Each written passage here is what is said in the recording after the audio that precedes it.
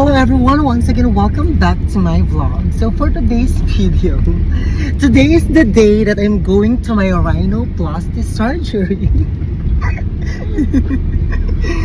So natatakot ako, hindi ko alam kung ano yung magiging outcome, pero syempre, one of my dreams. So see you later. Titigan nyo na yung ilong ko para sa before and after. So matangos na yung ilong ko. Later mas maganda pa yan. So see you later.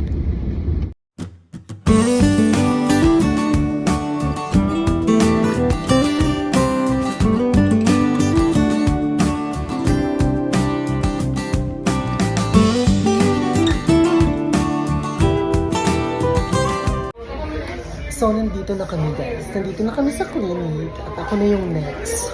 So, hindi ko alam yung nararamdaman ko.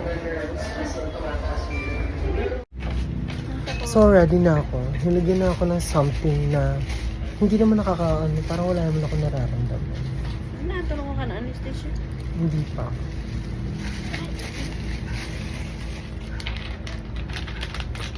Still not done.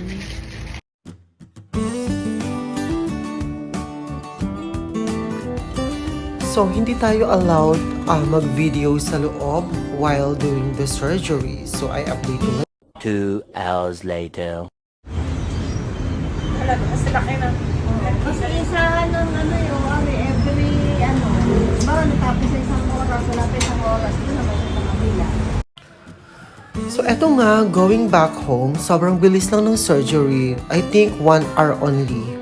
So, hindi ako makapagsalita sa taxi kasi nga, yung doctor sabi niya, wag na munang masyadong magsalita. At that time, medyo masakit na kasi nawawala na yung anesthesia. So sabi ng doktor, pagdating sa bahay, mag-cold compress to avoid yung mga bruises at yung mga pamamaga.